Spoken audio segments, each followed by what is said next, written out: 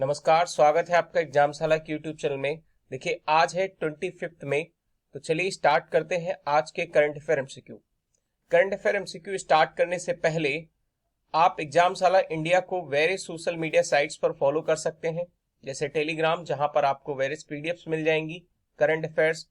और इसके साथ साथ आप एग्जामशाला इंडिया को टेलीग्राम्स के अलावा इंस्टाग्राम और फेसबुक पे भी फॉलो कर सकते हैं, जहां पर आपको डेली अपडेट मिलेंगी और ये अपडेट आपके एग्जाम के लिए काफी हेल्पफुल होंगी। तो चलिए स्टार्ट करते हैं आज का ये सेशन स्टार्ट करने से पहले आपके लिए एक क्वेश्चन है। ये क्वेश्चंस आप जो है अटेम्प्ट करिए और इनको कमेंट सेक्शन में मेंशन करिए। तो ये पहला क्वेश्चन है आपके लिए। आपको ये बताना है इसमें कि सेफ्रॉन अभी हाल ही में, यानी केसर, जिसको अभी हाल ही में जीआई टैग मिला है, ये कौन से स्टेट या यूनियन टेरिटरी का है, ये आपको बताना है। ठीक है। दूसरा क्वेश्चन आपको ये बताना है कि अभी हाल ही में यूवी ब्लास्टर, यानी जिसको बोलते हैं अल्ट्रा वायलेट डिसइंफेक्शन टावर, यह अभी हाल ही में किसके द्वारा डेवलप किया गया। ठीक है। थर्ड क्वेश्चन आपको बताना है कि इंटरनेशनल एस्ट्रोनॉमी डे ये कब सेलिब्रेट किया जाता है। ठीक है। फोर्थ क्वेश्चन पे बढ़ते हैं। तो फोर्थ क्वेश्चन आपसे पूछा गया है कि इंटरनेशनल आईपी इंडेक्स, इसमें इंडिया की रैंक क्या है। उसके बाद फिफ्थ क्वेश्चन में आपको ये बताना है कि अभी हाल ही में international sea food show India में कौन सी सिटी में सेलिब्रेट हुआ था। तो ये 5 क्वेश्चंस आपको अटेम्प्ट करने हैं। इनको जल्दी से कमेंट सेक्शन में मेंशन करिए। फिर हम लोग स्टार्ट करते हैं आज के करंट अफेयर एमसीक्यू। तो देखिए, ये 5 क्वेश्चंस को मेंशन करिए कमेंट सेक्शन में।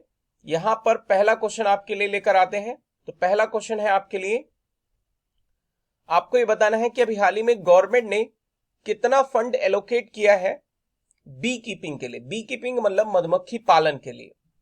ये जो मधुमक्खी पालन, इसका जो फंड एलोकेट किया गया है वो आत्मनिर्भर अभियान के अंतर्गत किया गया है। तो आपको इस क्वेश्चन में ये बताना है कि कितना फंड एलोकेट किया गया। तो देखिए, इसका सही आंसर है यानी 500 करोड़ रुपीस। 500 करोड़ रुपीस जो है बी कीपिंग अभियान के लिए जारी किया गया है। आपको इसमें ये बताना है कि अभी हाल ही में जो बी कीपिंग अभियान शुरू किया गया है, ये कौन सी मिनिस्ट्री के अंतर्गत है। तो देखिए, मिनिस्ट्री ऑफ एग्रीकल्चर, याद रखिएगा। लेकिन इसके अलावा जो कमेंट सेशन में आपको क्वेश्चन मेंशन करना है वो ये है, आपको ये बताना है कि आपने सुना होगा वेरियस रेवोल्यूशन के नाम, जैसे आपने सुना होगा blue revolution, white revolutions, golden revolutions, green revolutions. तो ऐसे ही आपको कमेंट सेक्शन में मेंशन करके बताना है कि स्वीट रेवोल्यूशन किससे रिलेटेड है। ठीक है, इसको कमेंट सेक्शन में मेंशन करिए। तो चलिए स्टार्ट करते हैं। इसके अलावा हम लोग सेकंड क्वेश्चन पर आते हैं। सेकंड क्वेश्चन है हमारा, आपको इसमें बताना है कि अभी हाल ही में किस इंस्टीट्यूट ने वेदर रिगार्डिंग सर्विस लॉन्च की है उमंग ऐप पर। तो ये आपको बताना है। तो देखिए, इसका सही जवाब आप सोच सकते हैं। इसका सही जवाब है इंडियन मेट्रोलॉजिकल डिपार्टमेंट। ठीक है, इंडियन मेट्रोलॉजिकल डिपार्टमेंट ने अभी हाल ही में क्या किया है, वेदर रिलेटेड सर्विसेज जो है वो उमंग ऐप पर शुरू की है। ये उमंग ऐप क्या है, इसके बारे में हम लोग जानते हैं। देखिए, उमंग ऐप की शुरुआत जो है इन 2017 में हुई थी, 2017 में हुई थी। और 2017 में जब उमंग ऐप की शुरुआत हुई तो किस लिए ये शुरुआत की गई। देखो, इसके नाम से ही हम लोग जान सकते हैं ये किस लिए इसकी शुरुआत हुई होगी। तो इसका फुल फॉर्म होता है unified mobile application for new age governance. ये फुल फॉर्म आप नोट डाउन कर लीजिएगा। ठीक है। तो ये उमंग ऐप पर अब जितने भी ऐप गवर्नमेंट के द्वारा लॉन्च किए गए हैं उन सभी का एक यूनिफाइड ऐप बनाया गया है। मान लो आप हेल्थ सेक्टर के किसी ऐप के बारे में सोच रहे हैं, आरोग्य सेतु है या फिर बहुत सारे ऐप हैं जो वेरियस गवर्नमेंट मिनिस्ट्रीज ने लॉन्च किए हैं।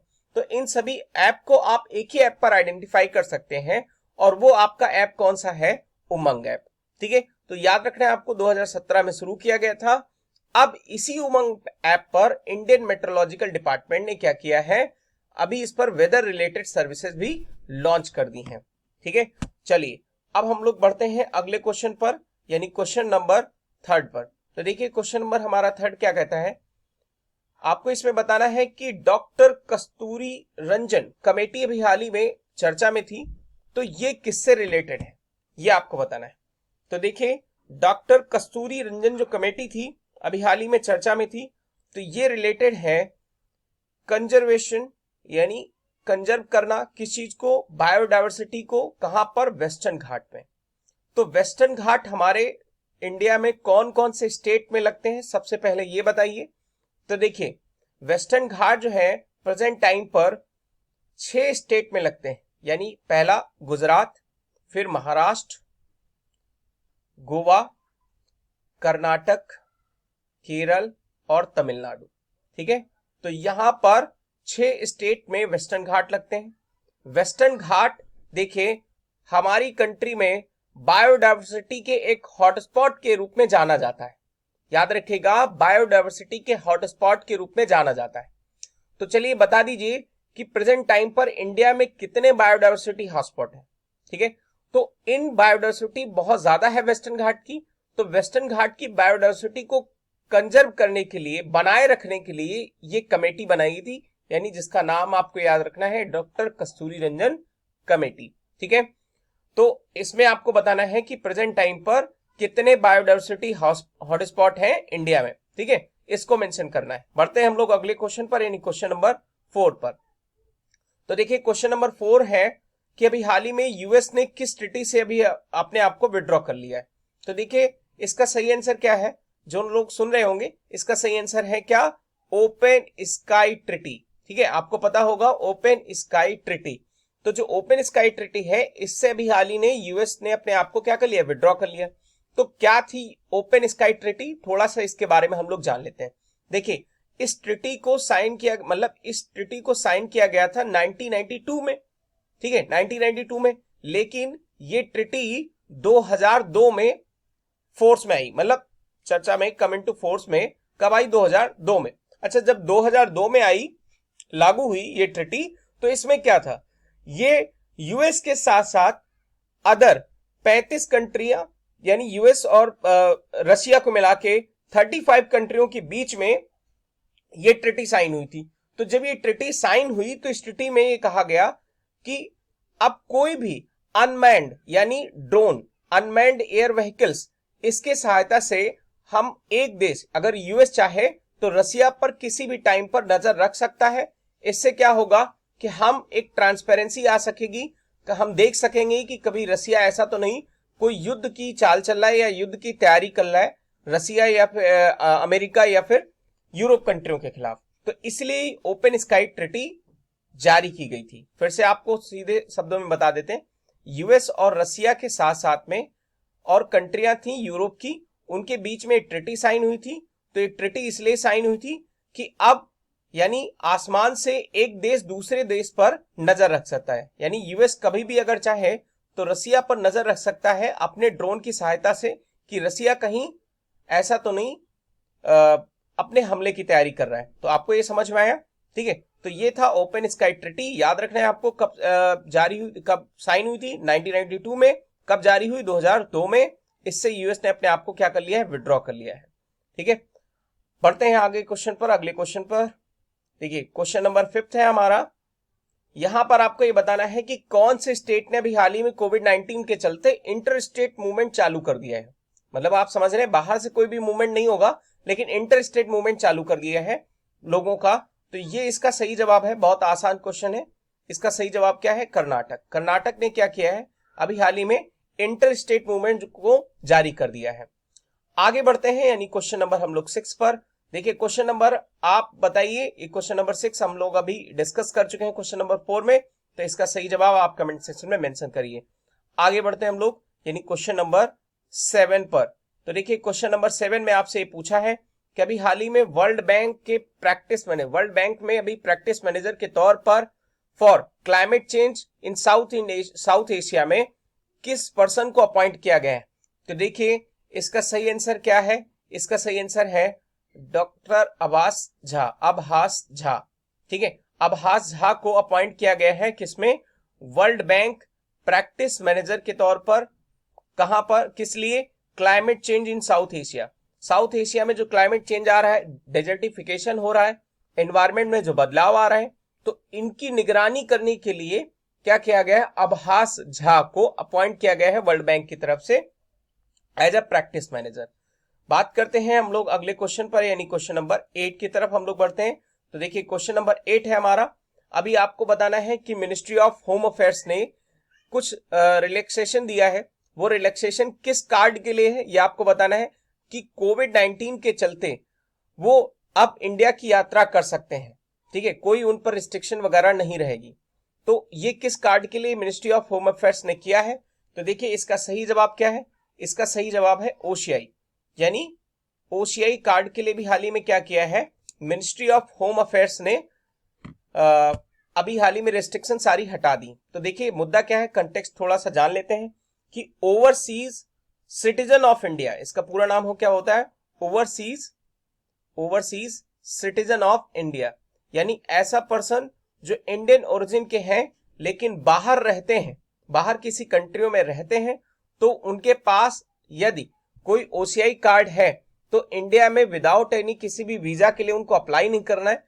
इंडिया में आके बिना वीजा के परमिशन के इंडिया में कहीं पे भी ट्रैवल कर सकते हैं। ये ओसीआई कार्ड की परमिशन, मतलब ओसीआई कार्ड धारकों को ये उनके लिए बेनिफिट होता है।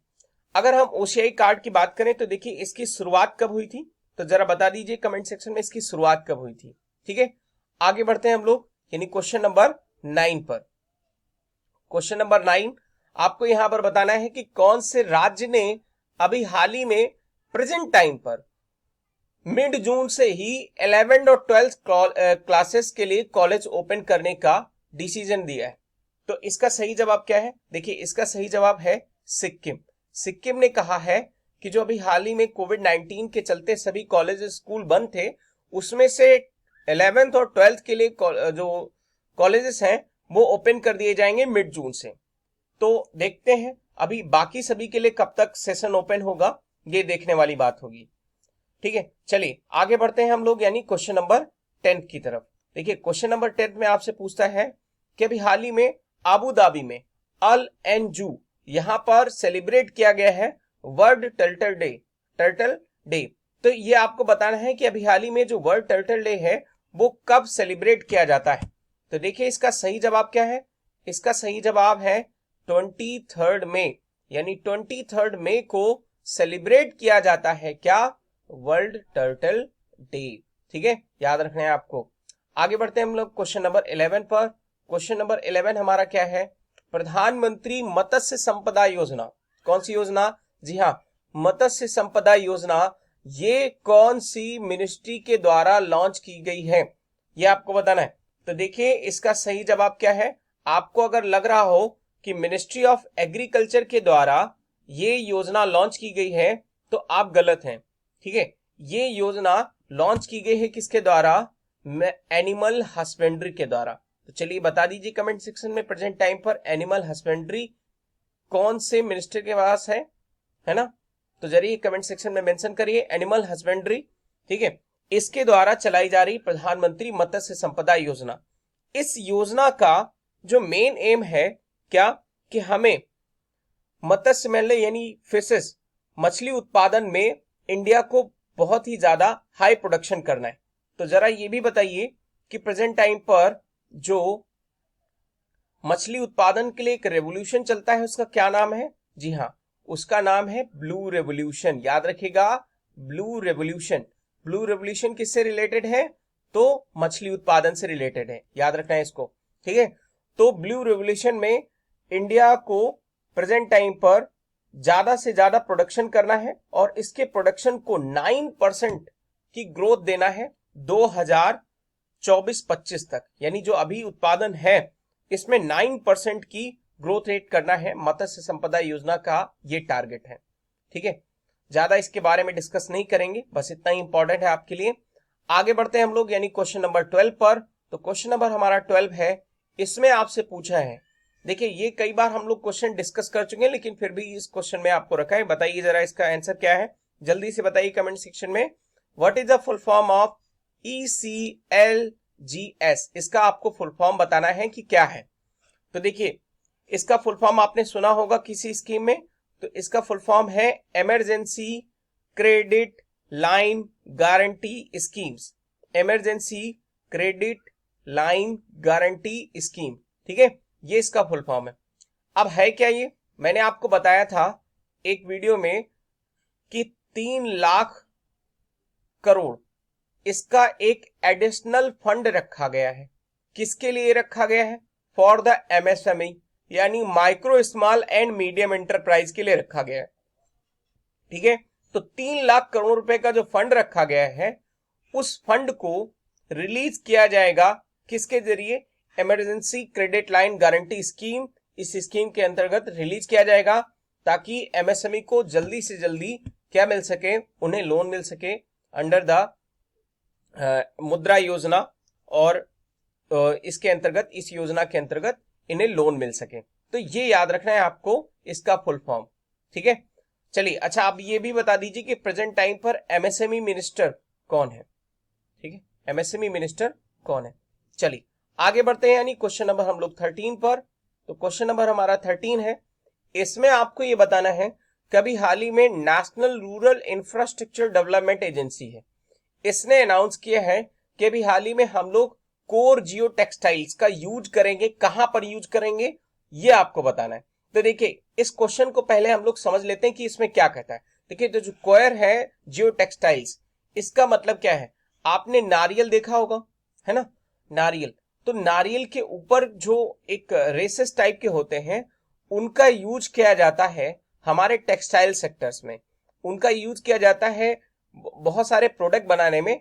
अब उसी का यूज किया जाएगा किस चीज को बनाने में? तो जी हाँ, उसका यूज किया जाएगा यहां पर रूरल रोड बनाने में।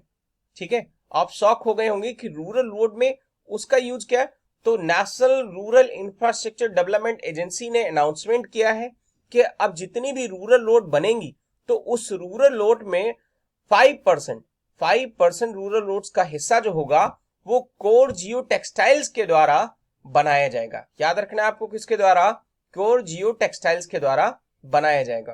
ठीक है, आगे बढ़ते हैं। अच्छा, एक क्वेश्चन आप बता दीजिए जरा, प्रधानमंत्री ग्राम सड़क योजना, फिर से प्रधानमंत्री ग्राम सड़क योजना, इसका शुभारंभ कब किया गया था, यानी इसकी शुरुआत कब की गई थी? जरा ये बता दीजिए कमेंट सेक्शन में। बढ़ते हैं आगे, यानी क्वेश्चन नंबर 14 पर। तो क्वेश्चन नंबर हमारा 14 है क्या? डिब्रू सिखोवा नेशनल पार्क, है ना, डिब्रू सिखोवा, बहुत ही आसान सा क्वेश्चन है। डिब्रू सिखोवा नेशनल पार्क कौन से राज्य में स्थित है, ये आपको बताना है। तो देखिए, इसका सही आंसर क्या है? आसाम। आसाम में कौन कौन से नेशनल पार्क है? मानस, मानस, ठीक है, नामेरी, नामेरी, औरांग, ठीक है, डिब्रू सिखोवा, ठीक है, काजीरंगा, काजीरंगा। तो ये सारे जो है नेशनल पार्क कहां पर है? मानस आसाम में है, याद रखना है आपको। तो डिब्रू सिखोवा भी नेशनल पार्क कहां पर है? ये है आसाम में। आगे बढ़ते हैं हम लोग, यानी क्वेश्चन नंबर 15 पर। तो क्वेश्चन नंबर 15 हमारा क्या है? देखिए, क्वेश्चन नंबर 15 में आपको बताना है वैक 12, यानी रिसेंटली न्यूज में रहा है। तो ये क्या है? देखिए, वैक 12 जो है, आपने सुना होगा, ये प्रेजेंट टाइम पर काफी चर्चा में है। तो ये वैक 12 क्या है? न्यू लोकोमोटिव है। न्यू लोकोमोटिव का मतलब नया रेल का इंजन है जो इंडिजिनियसली डेवलप किया गया है। मतलब ये है, ये पूरी तरीके से इंडिजिनियसली डेवलप है, यानी स्वदेशी है। इसे बनाया गया है किसके द्वारा? इंडिया और साथ साथ में फ्रेंच की टेक्नोलॉजी, यानी फ्रांस की सहायता से इंडिया में ही डेवलप किया गया है। अभी प्रेजेंट टाइम पर जो इलेक्ट्रिक इंजन यूज हो रहे हैं, उनसे ये कहीं ज्यादा पावरफुल है। याद रखना है, ये बहुत ज्यादा कहीं पावरफुल है, किससे? जो प्रेजेंट टाइम पर है।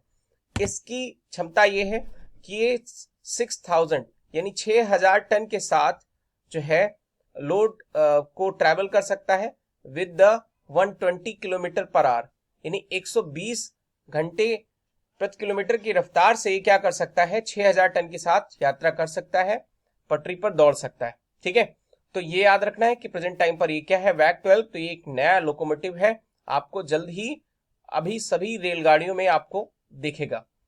चलिए, तो ये था आज का लास्ट क्वेश्चन एमसीक्यू। अब हम लोग डिस्कस कर लेते हैं वो क्वेश्चंस जो मैंने आपको अटेम्प्ट करने के लिए दिए थे। आई होप आपने अटेम्प्ट कर लिया होगा। ठीक है, तो तैयार है उसके एक्सप्लेनेशन के लिए? जी हाँ, ठीक है। तो चलिए हम लोग शुरुआत करते हैं। यहां पर पहला क्वेश्चन मैंने आपसे पूछा था कि जो सेफ्रॉन जीआई टैग है, ये कौन से राज्य को या कौन से यूनियन टेरिटरी को दिया गया है? तो देखिए केसर, आप समझ सकते हैं केसर जो है सबसे ज्यादा कहां पर होता है? तो जम्मू कश्मीर में। तो जम्मू कश्मीर यूनियन टेरिटरी को अभी हाल ही में ये जीआई टैग मिला है, किसका? सेफ्रॉन का। ठीक है, चलिए आगे बढ़ते हैं हम लोग। तो नेक्स्ट क्वेश्चन आपसे पूछा था कि अभी हाल ही में डिसइंफेक्शन टावर यानी यूवी अल्ट्रावायलेट डिसइंफेक्शन टावर किसके द्वारा बनाया गया था? इसको मैंने अपने वीडियो में भी कवर किया था, तो जरा बता दीजिए। इसको बनाया था, जी हाँ, डीआरडीओ ने। ठीक है, याद रखना है किसको? डीआरडीओ ने। आगे बात करते हैं, यानी आपसे पूछा गया है कि जो एस्ट्रोनॉमी डे है वो कब सेलिब्रेट किया जाता है? तो देखिए इसका सही आंसर क्या है? इसका सही आंसर है 2 मई। देखिए एस्ट्रोनॉमी, इंटरनेशनल एस्ट्रोनॉमी डे जो है वो साल में 2 बार सेलिब्रेट किया जाता है, एक 2 मई को और दूसरा 26 सितंबर को। दोनों लिख लीजिएगा, 26 सितंबर को। ठीक है, एक साल में 2 बार सेलिब्रेट किया जाता है, ये याद रखना है आपको। ठीक है, आगे बढ़ते हैं हम लोग क्वेश्चन नंबर 4 पर। तो क्वेश्चन नंबर 4 आपसे पूछा था, क्या पूछा था? याद है आपको? भूल गए? ठीक है, तो देखिए क्वेश्चन नंबर आपने 4 में पूछा था कि इंटरनेशनल, अभी जो आईपी, ठीक है, यानी इंटरनेशनल इंटेलेक्चुअल प्रॉपर्टी इंडेक्स में इंडिया की कौन सी रैंक है? तो देखिए इंडिया की रैंक जो है प्रेजेंट टाइम पर 40th रैंक है, यानी 40th रैंक। अब इसमें आप क्वेश्चन पूछ सकते हैं कि अभी हाल ही में जो इंटरनेशनल आईपी इंडेक्स है ये किसके द्वारा जारी किया जाता है? ये सही क्वेश्चन है, तो बताइए जरा जिसको मालूम हो। देखिए ये जारी किया जाता है ग्लोबल इनोवेशन पॉलिसी सेंटर। ठीक है, ग्लोबल इनोवेशन पॉलिसी सेंटर्स, ठीक है, इसके द्वारा जारी किया जाता है। ठीक, तो प्रेजेंट टाइम पर इंडिया की रैंक क्या है? याद रखना है आपको, 40th रैंक है। सी फूड शो कहां लगा था?